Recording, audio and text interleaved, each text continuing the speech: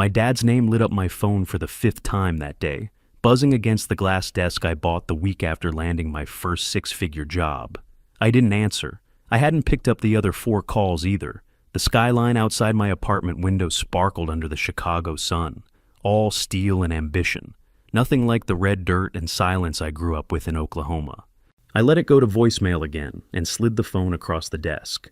Then my email dinged. Subject line, urgent, wedding. From Thomas Reynolds Law Office. Message, your brother needs you. Last chance I didn't open it. I didn't need to. The second that message hit, my phone buzzed again, this time with a voicemail from my dad. I didn't want to listen, but I did. Your brother's wedding is in 2 weeks, he said, his voice sharp and cold. If you don't show up, don't expect another dime. I leaned back in my chair, stared at the phone like it had slapped me. That voice, it hadn't changed. Still felt like I was 13, caught sneaking out, getting lectured for having dreams that didn't match theirs. Quick note, before listening, share which city or country you're watching from. I laughed, bitter and low. Not because it was funny, because I knew exactly what this was. They didn't want me there to support Evan. They wanted me there to look good. A full family photo. Proof we were still something close to functional. I got up, walked over to my bedroom closet, and reached behind the old winter coats. My degree was still in there. Bachelor of Science in Mechanical Engineering. Top 10% of my class. I'd hidden it the day I moved here, because back home, they made it clear I didn't deserve it. Couldn't even finish community college the first time, Dad had said. You're not built for this stuff. I opened my bank app. 143 grand and change. I'd lived cheap, worked smart, and stacked enough to quit if I wanted to. I didn't need their approval. I didn't need their money. But I booked a first-class ticket to Oklahoma anyway. Not for them. For me. They were finally going to see who I was and what they threw away. The wheels crunched over the same gravel I used to bike on as a kid, back when I still thought this house could be something close to home. Now, it looked like a wedding catalog threw up all over it. White ribbons on the porch columns, floral arches over the walkway, a giant tent pitched in the backyard with a fleet of catering vans and luxury SUVs jammed up the drive. I parked behind a Lexus and didn't even make it to the door before it swung open. My mom stood there with that tight-lipped smile she used when strangers were around. Well, she said, giving me a one-armed hug like I was a distant cousin. Decided to support your brother, huh? Before I could answer, she was already turning back inside. The air smelled like vanilla candles and money, that too clean, two-stage scent you get at overpriced spas. Inside, the living room was covered in wedding binders and tulle. Dad didn't even look up before handing me a clipboard. Fold these programs. ASAP, he said, like I was a damn intern. I didn't argue. I sat down and started folding.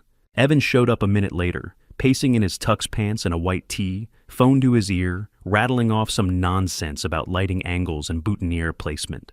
I said navy, not midnight blue. God, is that hard? He snapped, stomping into the kitchen. His fiancée, Danielle, leaned over the upstairs railing in full glam, holding a glass of white wine like she was judging a competition. Oh, good, she said, spotting me. You can handle the gift table flow. Make sure it's intuitive, but elevated. No one explained what that meant. That night, I got shoved into a seat next to the happy couple for dinner. Rehearsal dinner, technically, at some steakhouse Dad rented out. Danielle clinked her glass. You haven't met Mason yet. Mason slid into the seat across from me like he owned the place. Slick suit, perfect teeth, Rolex just loose enough to flex. Crypto's booming right now, he said before I even asked. Timing's everything. I nodded, chewed my steak, and waited. So, I said, how are you handling transaction security? With all the cross-border stuff and compliance? His smile flickered. Well, we diversify, keep it agile. It's a decentralized model. That's not what I asked. He shifted, drank his wine. It's proprietary. Trust me, this kind of return doesn't happen unless you know how to move. Dad shot me a look across the table, that same glare from high school. Stop embarrassing us. Right, I said, wiping my mouth. Because trusting strangers with vague business plans always works out. Mason just chuckled and leaned toward Evan, whispering something that made him laugh. Danielle giggled like it was her full-time job. My steak turned to ash in my mouth. Nobody asked what I was working on. Nobody asked how life in Chicago was. Nobody cared. I was here to fold paper and shut up. But Mason? Mason had their full attention, and my gut was screaming at me, loud, steady, and impossible to ignore. The next morning, Danielle cornered me in the hallway with a big fake smile and a clipboard full of color-coded chaos. We're short linens. Check Dad's office closet. I didn't answer. I just went. The office smelled like old printer ink and cologne, same as always. I opened the closet, reached past a stack of dusty guest towels, and yanked out a box labeled Spring Decor. Inside, no linens, just a mess of file folders and loose receipts. Right on top, thick manila envelope, the name of the local credit union printed in bold, refinancing paperwork, fresh mortgage, $210,000, signed 3 weeks ago. I checked the date twice to be sure. My stomach dropped. I heard voices drifting from the dining room just down the hall. My mom's tone was tight. "You mortgaged the house again without even asking me?" Dad didn't miss a beat. "Mason's guaranteeing 20% returns. It's how wealth is built. Guaranteeing." That word hit me like a slap. No legit investor says that. Not one. I folded the envelope shut, shoved it under my arm, and walked out the back door without saying a word. Aunt Ruth was standing by the garden beds, smoking like the world was ending. Her heels sank into the dirt, but she didn't care. "He's running a scam," she said the second she saw my face. I stopped walking. "You too?" She nodded, flicking ash. "My neighbor up in Tulsa, guy named Don, lost 40 grand to someone just like him. Slick smile, fake company, gone overnight." I pulled the envelope out and handed it to her. She didn't even flinch. "They're not going to listen to me," I said. She took a long drag, eyes on the sky. "You're the only one in that house who knows what the hell they're doing. You figure it out. You always do." That night, I sat cross-legged on the guest bed with my laptop, headphones in, door locked. I started digging. Mason Locke. No LLCS registered in Oklahoma under that name. No business website. No LinkedIn. Not even a high school mention. Nobody that clean is real. I ran a reverse image search on his photo from the engagement party. It took 20 minutes and a coffee refill. And then it hit. Same face, different names, Martin Lane. Arrested in Phoenix, securities fraud. Case dismissed on a technicality, Mark Lacey, named in a civil suit in Florida, settled out of court. Victim list included 4 women and 2 retired couples. Then Mason Locke. No criminal record, but at least 3 online threads linking him to ghost companies with flash sites and disconnected numbers. I didn't sleep. I kept digging. Forums, news articles, Facebook posts. By 2 a.m., I was on the phone with a woman named Rachel from Dallas. Her voice shook when I introduced myself. "You're the 3rd person in 5 years who's called me about that man," she said. "He proposed to me. Told me he was investing my dad's retirement money. He vanished 2 days before the wedding. Took everything. 38 grand. I asked her for proof. She sent me old photos, engagement announcements, a police report. I clicked through every single one. Same damn face, same Rolex, same charm. Different name each time. I sat there in the dark guest room with the sound of distant laughter still echoing from downstairs. They were toasting him right now, toasting their golden ticket. I stared at the screen. He was going to ruin them, and they were rolling out the red carpet. By the next night, my bag was already half packed, but I didn't leave, not yet. I'd printed everything. Screenshots, police reports, fake LLC registrations. The stack was thick enough to make a sound when I dropped it on the dining table. Everyone was there. Dad at the head, Evan glued to his phone, Danielle smoothing the table runner like a nervous tick. Mason leaned back in his chair, one arm draped casual over Danielle's chair. Mom hovered near the doorway, like she wanted to be anywhere else. I pushed the stack across the table. "Read it," Dad frowned. "What's this supposed to be?" "Proof," I said. "He's not who he says he is." Mason didn't even blink. "I'm sorry, but this is ridiculous." Clearly a case of mistaken identity, I pulled out the first page, mugshot of Martin Lane, dated 3 years ago. Same face, same watch, different name. Evan slammed his phone down. You show up after years and immediately try to ruin everything? I stared at him. I'm trying to save you. Dad's voice went sharp. You've always been bitter. You can't stand to see your brother succeed. Dad, Mom started, then stopped, rubbing her temples. Maybe this isn't the time. When exactly would be the time? I shot back. After he disappears with your money? Because that's what he does. It's his pattern. Mason spread his hands, calm as a monk. This is defamatory. You're hurting Danielle. You're hurting Evan. We're building a future together, and you're trying to destroy it. I flipped to the last page, Rachel's police report from Dallas. He proposed to another woman, took her father's savings, and vanished 2 days before the wedding. $38,000 gone. That's not defamation. That's history. Danielle's face went pale. This is insane. Mason, tell them. I already did, he said softly, eyes fixed on me. It's someone else. A smear campaign. People like me attract envy. People like you attract warrants, I snapped. Dad stood up. Enough. We're not doing this tonight. You already did this, I said. You mortgaged the house to fund his scam. $210,000, signed 3 weeks ago. Silence. Evan blinked. What? Mom turned to Dad. You did what? He shot me a look that could have cut glass. Get out. I gathered my papers slowly, page by page. When it happens, remember who tried to stop it. Evan pointed at the door. Go. Seriously. You're not welcome here. I slid the stack back into my folder, zipped it, and stood. Mason leaned forward, his voice just loud enough for me to hear. You'll regret this? I met his eyes. No. You will? I just left. I landed in Chicago just after sunrise. Walked straight through O'Hare with nothing but my backpack and a bad taste in my mouth. I hadn't even made it to my front door before my phone started lighting up.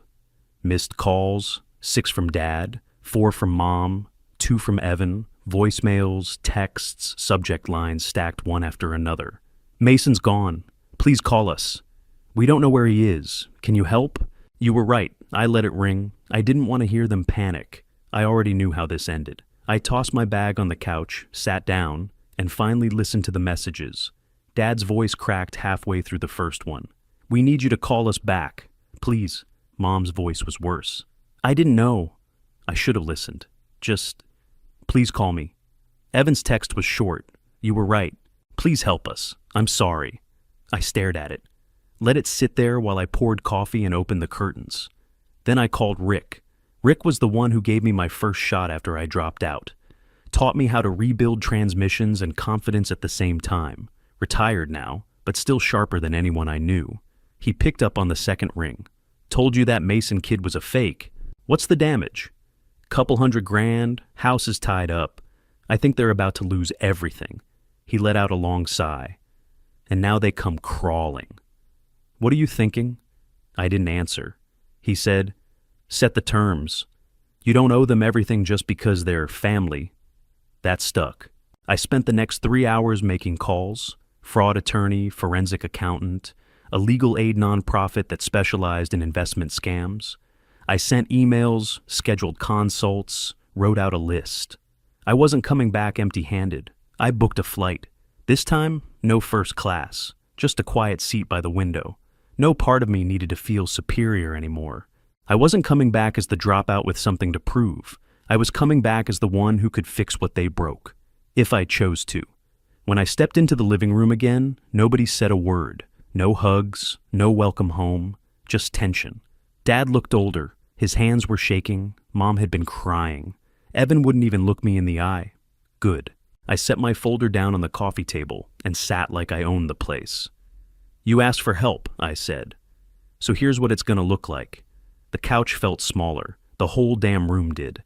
Maybe it was always this cramped and I just never had the nerve to take up space in it. They sat across from me. Dad stiff in his chair, Mom hugging a throw pillow like it could fix something, Evan with his jaw locked, arms crossed. I'll help, I said. But only legally. Not financially, Dad scoffed. We gave you everything? I laughed. I couldn't help it. Everything? You didn't show up to my 8th grade spelling bee. I won. You never came to a single science fair. I had projects that made the county news. You missed my graduation. Both times. You sent a card with my name spelled wrong. Mom flinched. Dad's lip curled. That's not fair. No, I snapped. What's not fair is asking me to clean up a mess you made because you believe the first smooth talker who fed your ego. Aunt Ruth stepped in from the kitchen, wiping her hands on a dish towel. He's not wrong. I watched it all happen. Dad shot her a look, but she didn't budge. I opened the folder on the table and pulled out the contract. My lawyer had drafted it that morning. These are the terms. I'll connect you with a fraud attorney. There's a forensic accountant I've worked with before. Solid guy. Legal aid's already expecting your call. They specialize in investment scams. I slid the contract forward. No direct money, nothing under the table, no gifts. Everything goes through a financial trustee. This is structured support, not a blank check.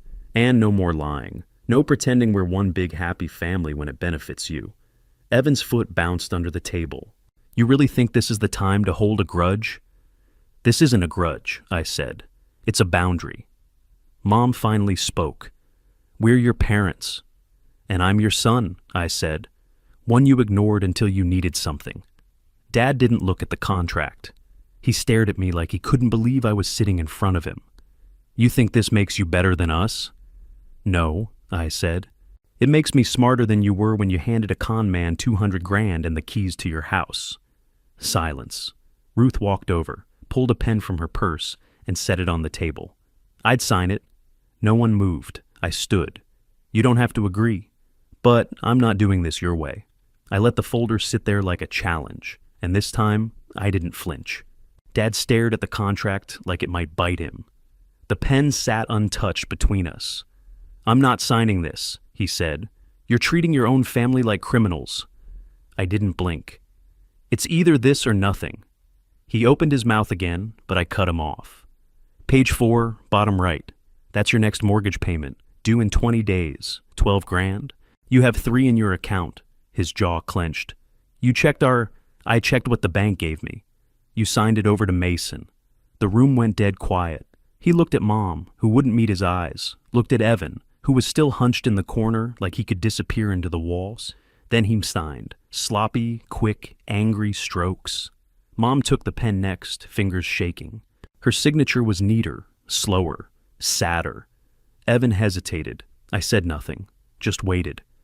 I don't know how we got here, he said. You ignored every warning sign, I said.